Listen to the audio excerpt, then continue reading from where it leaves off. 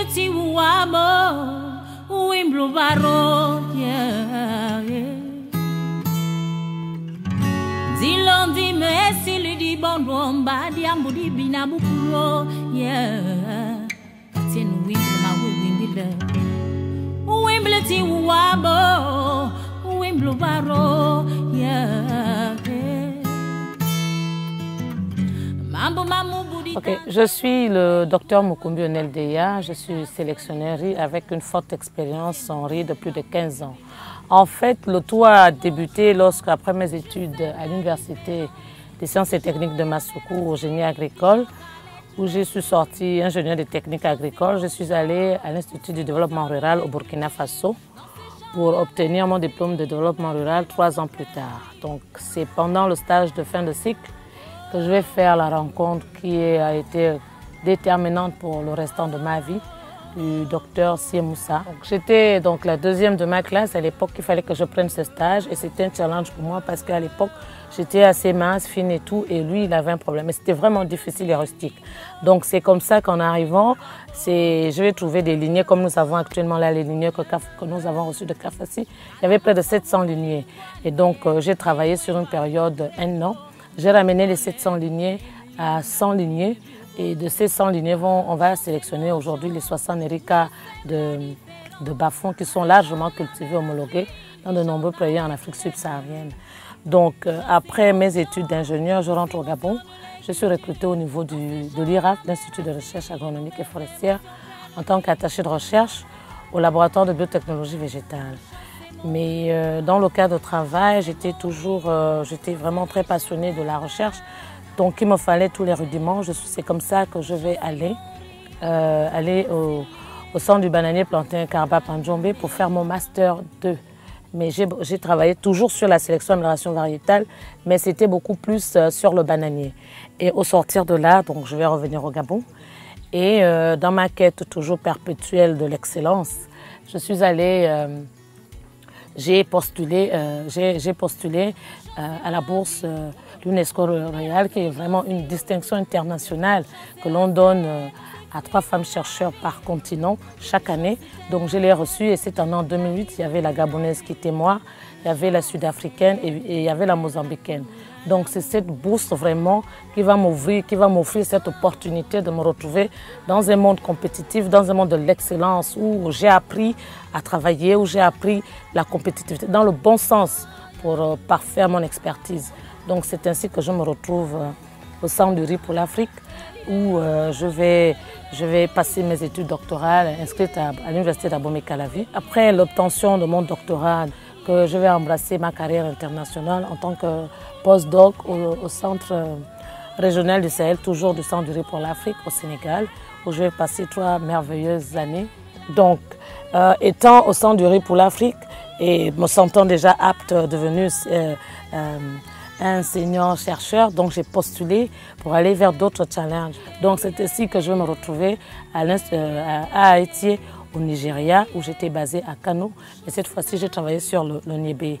Bon, compte tenu des restrictions budgétaires et autres, donc le contrat n'a pas été renouvelé, donc je suis rentrée au Gabon. C'est dans cette optique que je vais écrire un projet. Je vais écrire un projet sur l'amélioration de la sélection variétale du riz, parce que je sais que le riz, au niveau du Gabon, est devenu une denrée, c'est un aliment de base. Et puis, indépendamment de la classe sociale considérée, tout le monde mange du riz.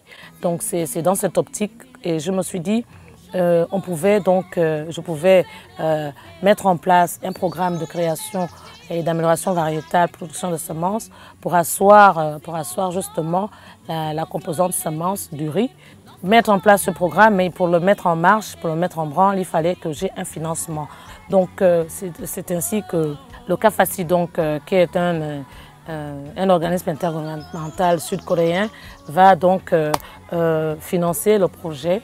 Et en fait, l'objectif derrière, c'était de montrer effectivement aussi bien aux autorités que même aux bailleurs que le Kafassi ou bien d'autres organismes internationaux qui sont sur place qu'il y a du potentiel, il y a de l'expertise, il y a que des choses qui peuvent être faites au niveau du Gabon.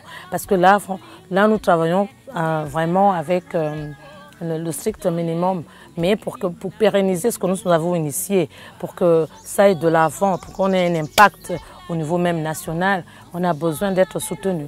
Il faudrait que nous ayons des fonds pour, par exemple ici, il faut que nous ayons une vraie serre de croisement, un vrai bloc de croisement avec tout ce qu'il faut, avec toutes les normes requises pour que le travail soit efficient.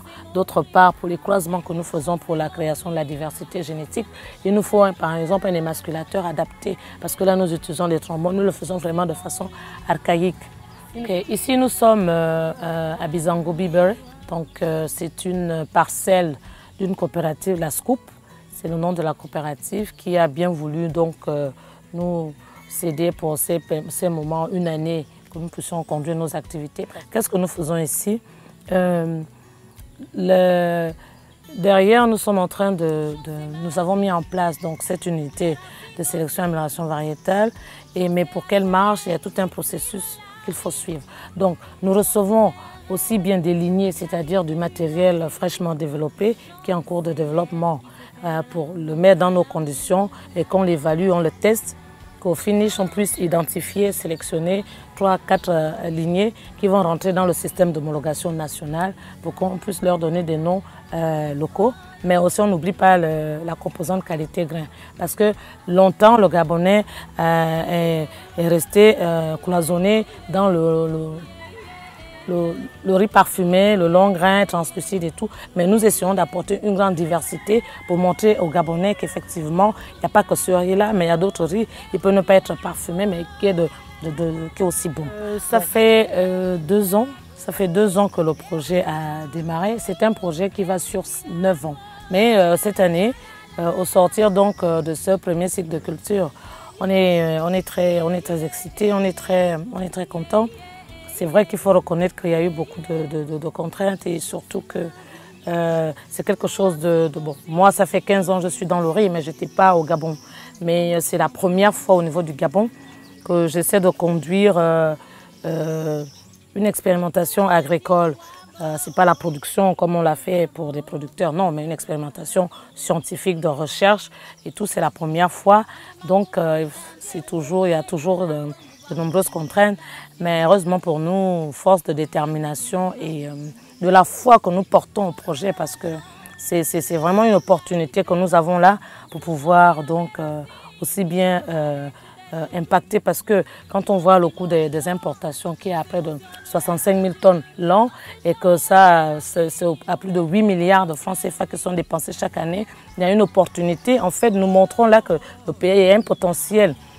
C'est possible parce que tous les composantes sont là, tout ce qu'on veut, c'est qu'on nous soutienne, c'est-à-dire qu'on nous mette les conditions, les moyens, les infrastructures qu'il faut et vous verrez, on va travailler et je suis sûre, très humblement et modestement, on va quand même impacter, ça va agir sur la balance commerciale d'achat donc du riz qui est importé chaque année.